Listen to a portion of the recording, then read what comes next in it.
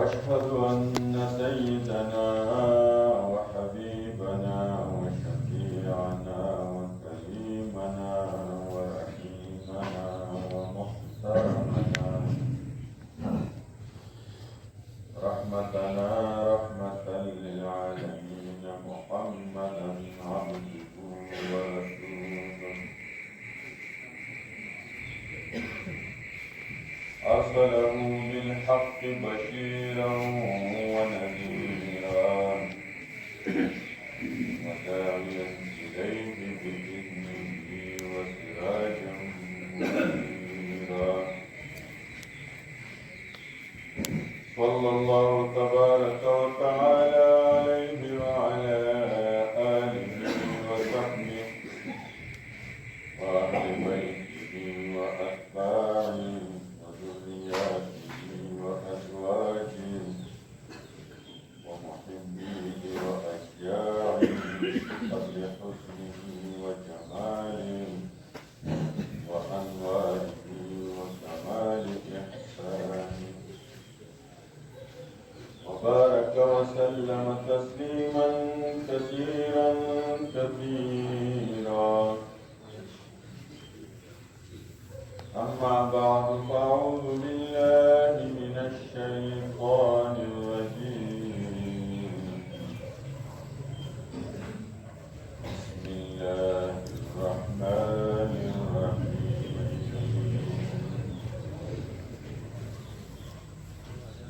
إنا أعطيناك الكوثر فصل لربك وانحر شانئك هو الأبتر.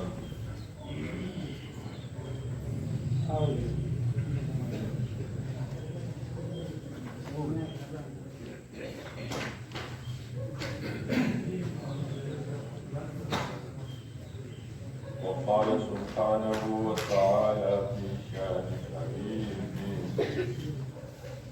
إن الله وملائكته يصلون على النبي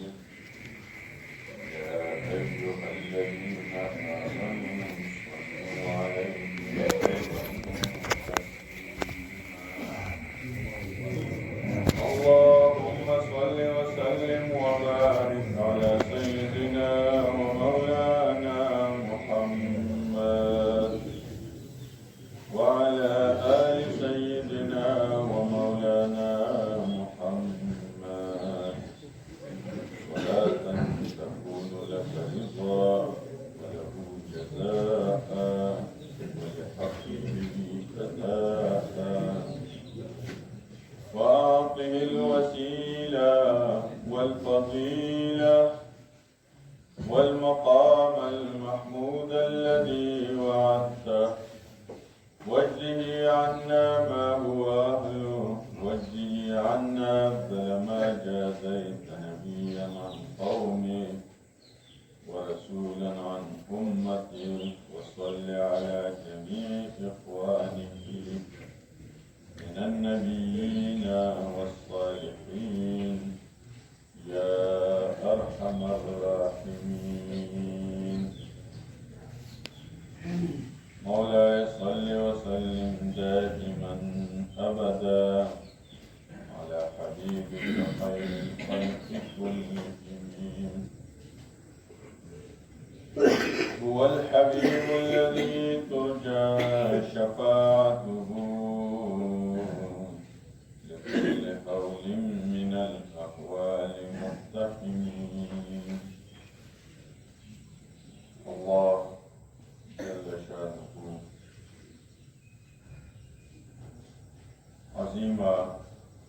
مباركة میاشت د اسلامي میاشتو په حساب اخیری میاشت نصیب کړه. دیتا اسلامي نوم ذوالحجه وي. دا د حج میاشت ده او د قربانۍ میاشت ده. قربانی د قرآن لفظ دی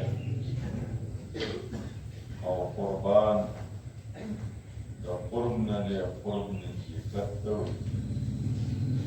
چې بنده دې الله جل شانه ته نږدې د الله قرب او د الله تعلق دوه خبرې غواړي یو محبت غواړي دویم عظمت او خشیت غواړي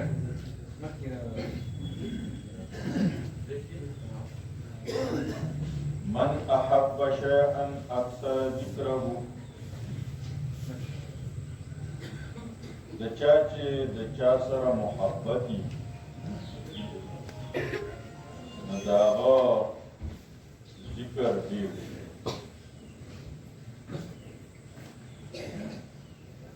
د الله جل شانه سوره ذکر کې دین به پته لګي چې د الله جل شانه سره څومره محبت د قرآن تلاوت څومره کې نو دین به پته لګي چې د الله جل شانه سره څومره محبت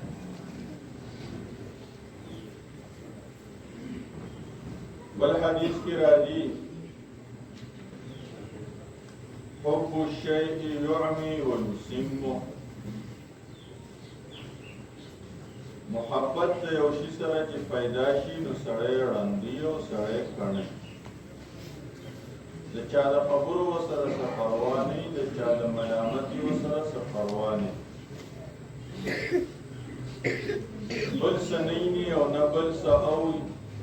خپل محبوبي دي او خپل محبوب ذکر کوي او تذکره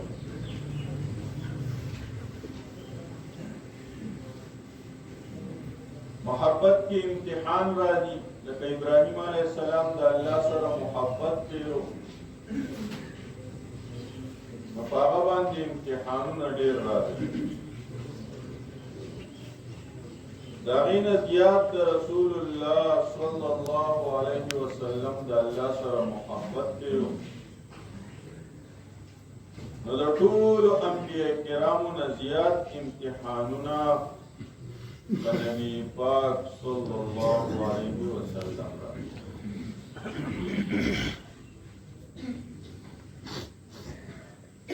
نبی پاک صلی اللہ علیہ وسلم فرمائی چې په ما د ټولو نه لوی امتحان دا چې ما باندې د قریشو د مکې د لاسه کعبه پرېښودل لازم شو او زه بل وطن ته راغلم چې دې ځای ته ورسېدم چې کعبه زمانه پناه کېده نو ما کعبې سره خبرې اترې وکړې چې کعبې ته د پرېښودو کور نه وي ته د الله کور یې خو زما خپل قوم ما تا ته نه پرېږدي چې زه ستا طواف وکړم او زه ستا خوا کې رب ته سجده وکړم نو زه ډېر په مجبورۍ هجرت کوم ندام تکلیف د داغی تکلیف نه سیوا دی کوم تکلیف چې په ابراهیم علیه السلام راغلی او چې خپل زوی یې ذبح د خپل زوی د ذبح کولو نه زیات تکلیف په رسول الله صلی الله علیه وسلم راغلی چې هغې ته حکم وشو چې ته کعبه پرېږده او کعبې وطن پرېږده او ته لاړ شه هجرت د اسلام د خاطره د دین د خاطره هجرت د ایمان حصه وه چا چې به هجرت نه کو نو ایمان به یې نه ومني د فتح مکې پورې په صحابه کرامو باندې هجرت فرض دا د محبت امتحان د الله په محبت کې او د الله په عشق کې په انسان باندې امتحان راځي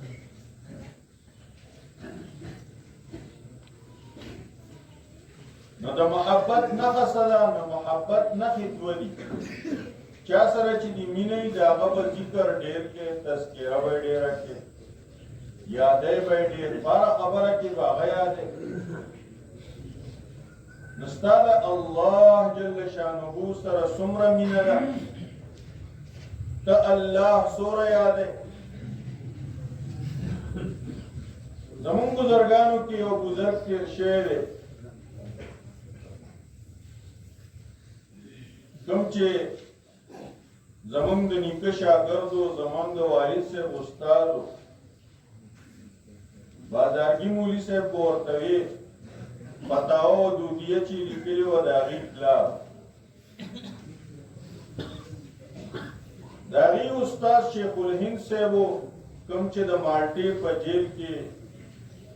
د انګریز د ظلمونو او د تشدد شکار او د رشید احمد گنگوهی صاحب استاد او بزرگ هغه د شیخ الهند صاحب استاد رشید احمد گنگوهی صاحب رشید احمد گنگوهی صاحب او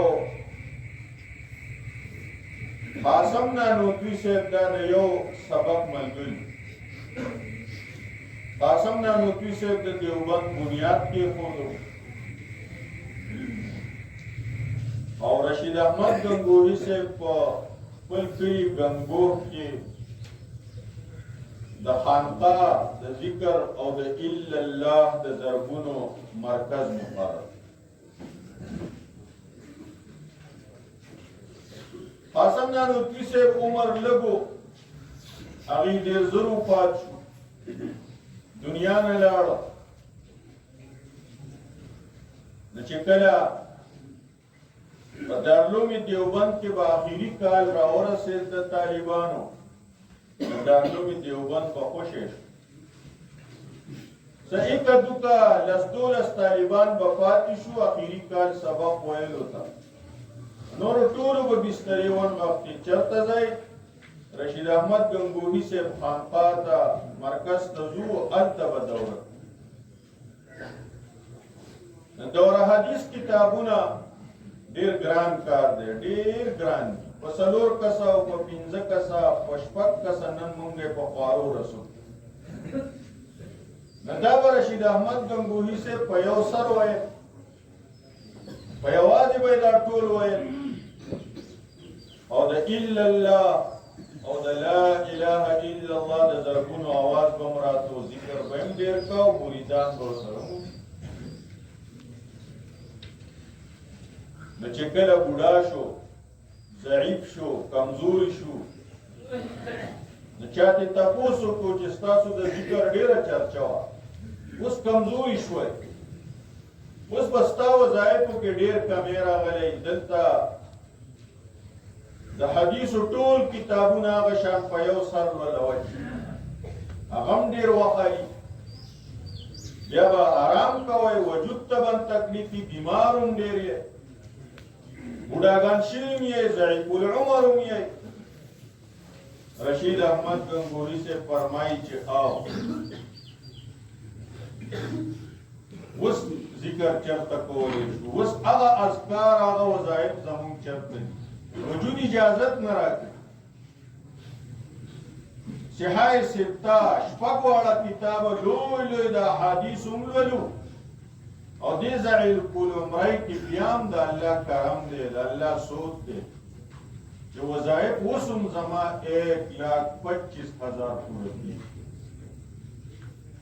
لا اله الا الله الا الله الله الله الله دا به د هغې اذکار صلى الله على محمد صلى الله على النبي الأمي سبحان الله والحمد لله ولا إله إلا الله والله أكبر وسم پدې ضعیف العمرۍ کې الحمد لله دا ټول اذکار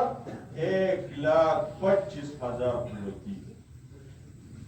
من احب شيئا اکثر ذکرا د چا چې د چا سره محبت وي نو د هغه ذکر به ډېر زمونږ د الله سره څومره محبت دی مونږ کلمه طیبه څومره وایو د ورځې دا به د ذکر نه پته لګي زمونږ د رسول الله صلی الله علیه وسلم سره څومره محبت دی شپه ورځ کې مونږ په هغې څومره درود شریف لیکو دا به د هغې نه پته لګي او موږ د سنتو اتباع څومره په مینه او په شوق کوو او د سنت زموږ نه فوت شي نو په هغې څومره خفه کېږو د دا به زمونږ نه پته لګي چې مونږ د نبي پاک صلی الله علیه وسلم څومره عاشقان.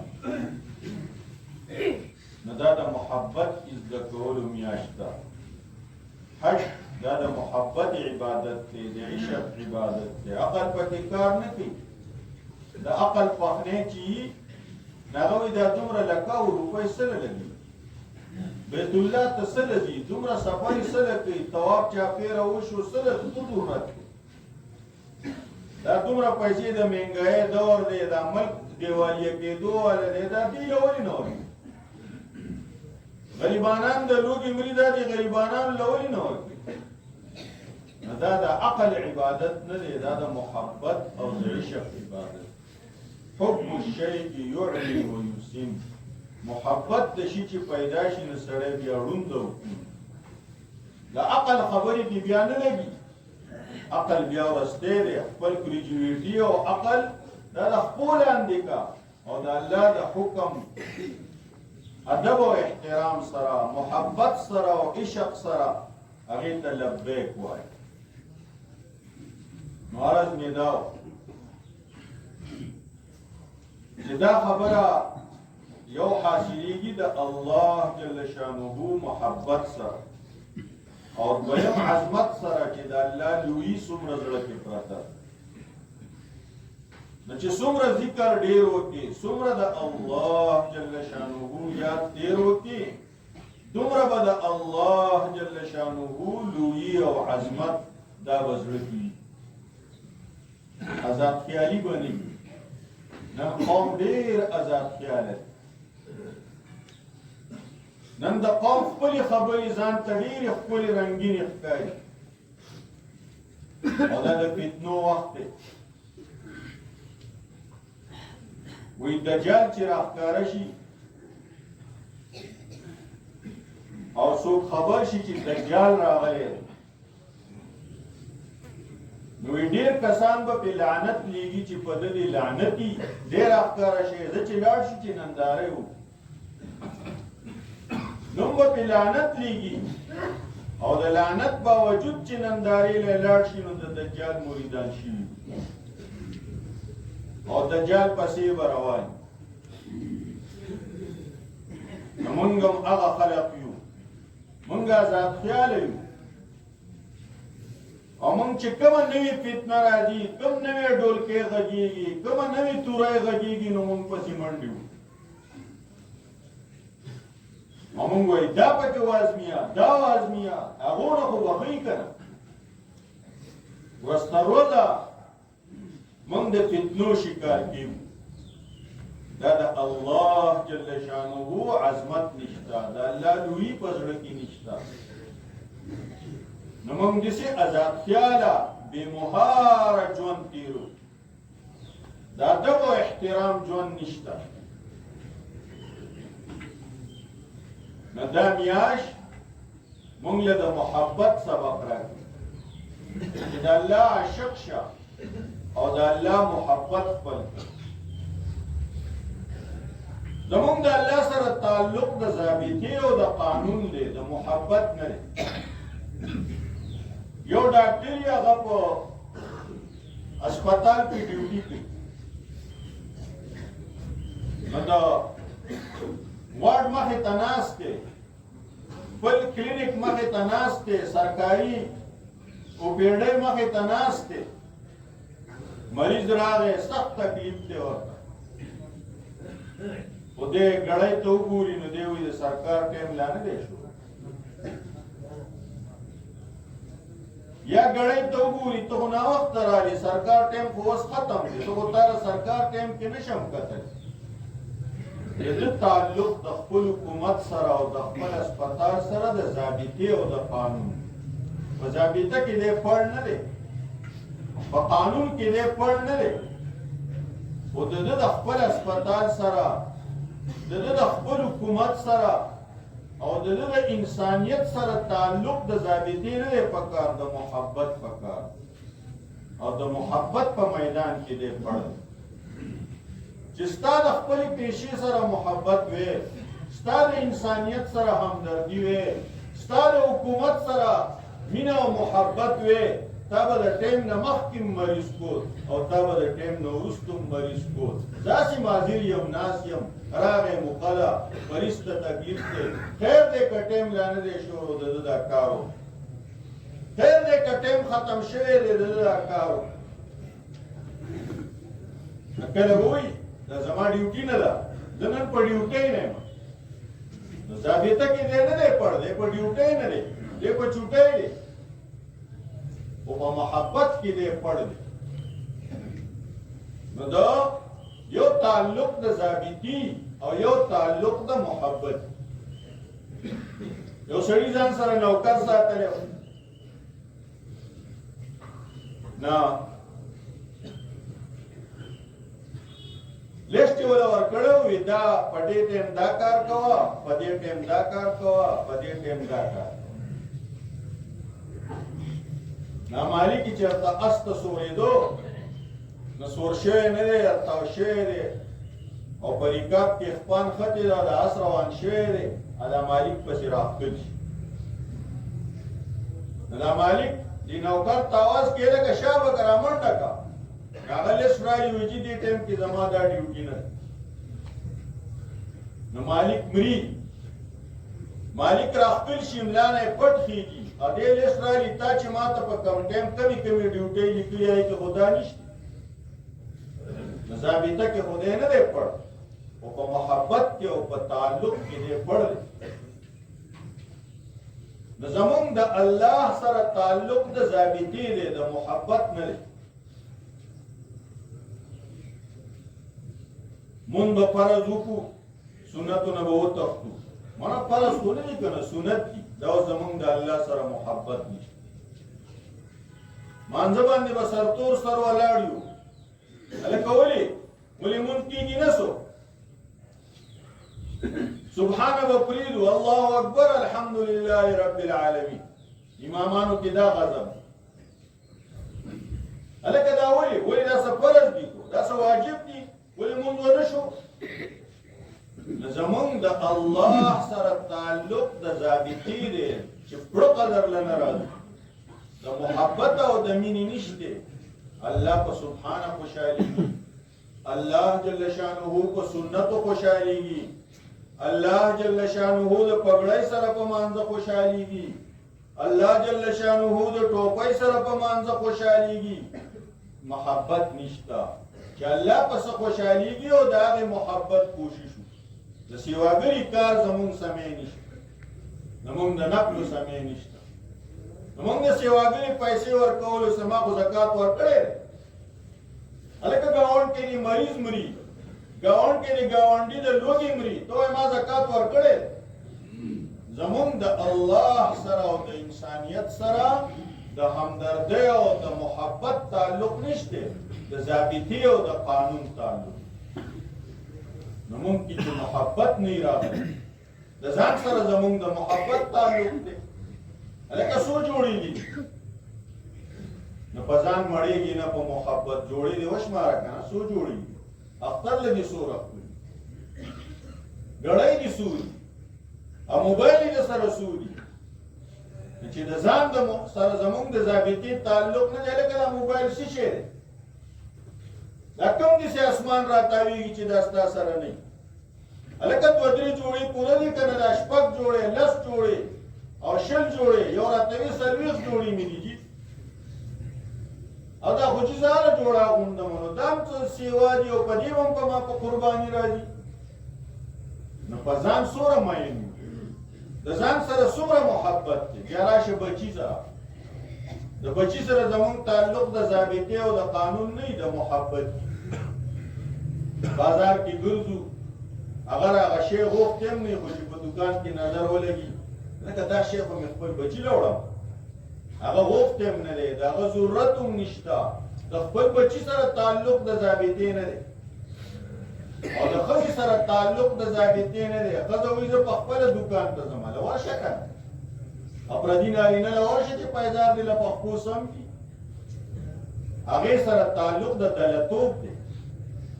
د بېغیرتوب شروع شوی ما ته به په کور کې چیپړه ګرځي ما ته به په کور کې خیرنې جامې اغوندي چې دکاندار لذي د خپل جامې واغوندي چې پردي ډاکټر لذي د خپل زرق برق پړق جامې واغوندي زمونږ ورته خانینې غوندې وکړو لاړه شه کنه نو زمونږ د خپلې ښځې سره څومره د محبت تعلق دی چې مونږ یې په محبت کې دلګان بې غیرته د زمانې زمونږ نه جوړ دا ګرځي په دوکانونو باندې پردو هلکانو سره ورقه دننه په دوکان کې ارتاوه کي پرده راواچوه پردو هلکانو سره خبرې کوي څو څو مټې دې لاړې د دې دوکانونو د لاسه و زمونږ تعلق د ښځو سره د محبت دی هغې محبت کې مونږ ړانده شوي یو هغې بدوالي کې مونږ دلګان کړي مونږ یې بې غیرته کړو نری کیرې جامه به یې اغوستي نری کیرې لوپټه به یې په سر کړي وجود به یې پکې ټول ښکاري خاوند به ورته وخاندي زمونږ تعلق د خپلو کور والو سره د محبت دی او په محبت کې بیا دلتوب ته رسولي او چې د الله سره شي نو ولې سرتورې سر مون نه کېږي سو او ولې په خریلې ګیره مون نه کېږي سو او ولې په لنډه ګیره مون نه کېږي ولې تاسو فرض خو نه دي سنت دي خیر دی که مې پرې فرض خو مې وکړو که نه د الله سره تعلق د محبت نشته د سیواګري کار سمې مې نه راځي او د الله حق څومره دی د انبیاو نه زیات د مور او پلار نه زیات د اولیاو نه زیات ستا د اولاد نه زیات ستا د ښځې نه زیات ستا د وجود نه زیات ستا د تن وجود نه او ستا د قام قبیلې نه او ستا د دوست نه او ستا د یار او د محبت د هر ځای نه زیات محبت په هر بنده د الله پر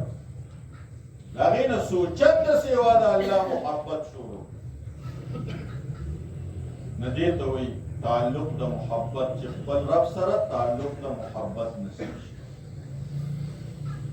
محترم عزیزانو د الله جل شانه محبت خپل کو او د الله جل شانه ذکر ډیر کو د الله جل شانه یاد ډیر دا د قربانۍ عمل دی دا د پلار او د زوی نقشه ده مونږ ته د ډېر وخت نه یادګار را روان پلار داسې پکار دی بچي سره صلاح کوي چې د الله حکم به څنګ په ځای راوړي بچی داسې پکار دی چې پلار له تملا او سینه ډبوي چې زه به د سره صبر کوونکی یم زه به ستا سره په دې کې مدد کومه چې د الله حکم په ځای راوړي نو پلار داسې پکار دی چې زوی سره صلاح کوي چې د الله حکم به څنګ په ځای راوړي زوی داسې پکار دی چې الله جل شانه ته سینه ټپوي خپل پلار ته د الله جل شانه د حکم دپاره سینه ټپوي چې د الله حکم به په ځای راوړي په دې کې زما مری وسیږي نن زوی ته قاریدی نشي ته ناوخته راځي نن زوی ته قاریدی نشي ته نشي کې نن زوی ته قاریدی نشي ته مون نه کې نن زوی ته قاریدی نشي ته د لوپرانو سره ګرځي نو زوی یې وایي زه ځان وژنم دا ځان وجل دا ډېرې لویې کندې ته ځان ارتاون په کومه طریقه چې د ځان وژنو په دوزخ کې به هم دغه سزای تر قیامته پورې به په قبر کې هم دغه سزای بیا بیا به ځان وژني دا به ختمیږي نه دا تا خوښه کړې او د قام مشرانو ته حکم دی د دین اسلام پیشوایانو ته حکم دی چې چا ځان وژلی دی هغه جنازه مه کوئ عام خلق بینومه خلق که څوک کوي وکړي به خو په علاقه کې مخاورس سړی به دغې جنازې ته نه شریکي کوم سړي چې ځان په خپله وژني نو ځوانانو ځان کې همت پیدا کړئ بچو ځان کې همت پیدا کړئ د اسماعیل علیه السلام د زویوالي آداب زده کوي، پلار سره تعاون کوئ، پلار سره مدد کوئ د نیکۍ په کارونو. او پلاره زوی ته چې حکم کوي نو تربیت یې کوه، ښکلی تربیت یې کوه، بله خوله د ماشوم په مخ کې مه غځوه. یو پلار ما ته راغی نو زما ماشوم بچی دی، خبرې نشي کولی، څه لږ یې زده کړي. نو ما د خپل بچي په مخ کې وي زما د املا پر یو ویښ ډړ دی. ماشوم بچي راته وي چې کونه ټینګه وزار یم شو، ما چې بچی دا ورته چا خوي دا خو چې زه څه خبره کوم بابا مې راته وي چې کونه ټینګه. زمونږ دغه لهجې دي، زمونږ دغه خولې دي، ماشوم په دماغو کې د ماشوم په زړه کې هغه ورنښتې شي. ماشوم له ښکلی تربیت کوه. مور به وي د سپی لور، ماشوموالي کې هغه لور هغه ټکي زده کړي، نه هغې خپلې مور ته وي د سپی لور، نه مور ته وي تا داسې وي نه هغې زده کړي، ما دې ته داسې وي چې ما ته وایه. نو ته د ماشومې نه اوس دا ګیله کوې چې ما دې ته داسې وي چې ما ته وایه، بیا پرې راکېږي. نه خو ورته تا دا ټکی ښوولی. نو محترم پلار جوړ شه، د حیا او د عزت قانون په کور کې خپل کړئ. پردو نارینهو له ښایست او ډول له څوک مه پرېږدئ. پردو دکاندارانو ته خپلې زنانه مه پرېږدئ، ځان کې غیرت راولئ. ماشومانو ته دوه خوښې ښخ کړي، ماشومانو ته کوټونه او پتلونه ښخ کړي. چې کوم سکول دقې نوم باندې راشي نو ستاسو ټول محمدیت او د رسول الله مینه د زړه نه وځي. حقې ماشوم ته هغه د عیسایت لباس واغوندوئ. تاسو یو قوم جرګه ونه کړه چې دا سکول مونږ له نه دی پکار، د جیبه پیسې ورکوئ هلته یې لېږئ. دا کیمستري او دا فزیکس دومره نازک شی دی چې دا په کمیس پرتوب کې نه زده کېږي، دا په ولاړ امتیازې کې او پتلون باغوندي. ستا د ماشوم تربیت په دغې ځای کې دغلته کېږي، د بابا سره یې دغلته کېږي. محترمو خپل ژوند ښایسته کړئ، ځان له کور. دا د څه دپاره؟ پلار ته م اجازت نشته چې د زوی کومه کمره ده هغې کې ته په ګوټ کې په سوړي کې نندارې کوي.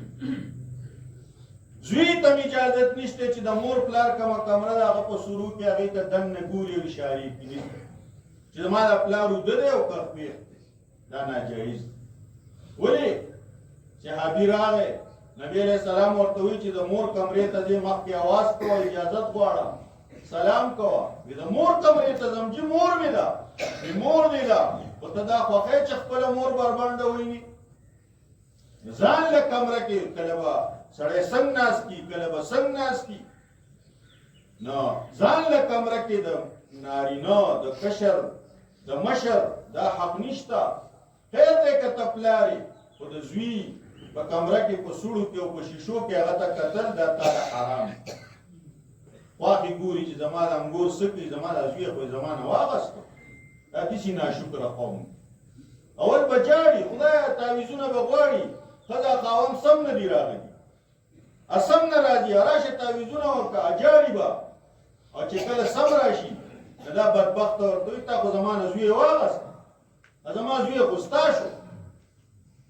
دا په هیڅ حال کې نه ټینګېږي. دا دوزخي قوم دی، دا ناشکره قوم دی. دا ښځه دا دوزخي بوټی دی. رسول الله صلی الله علیه وسلم فرمایي زنانو ته تاسو ډېرې په دوزخ کې پرتې دي، صدقې ډېرې کوئ، استغفار ډېر وایئ. محترمو عزیزانو،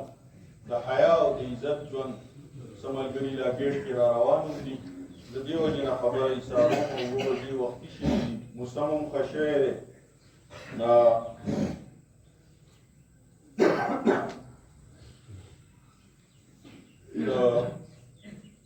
دننه راتلو کوشش وکړئ، دننه ځای شته دی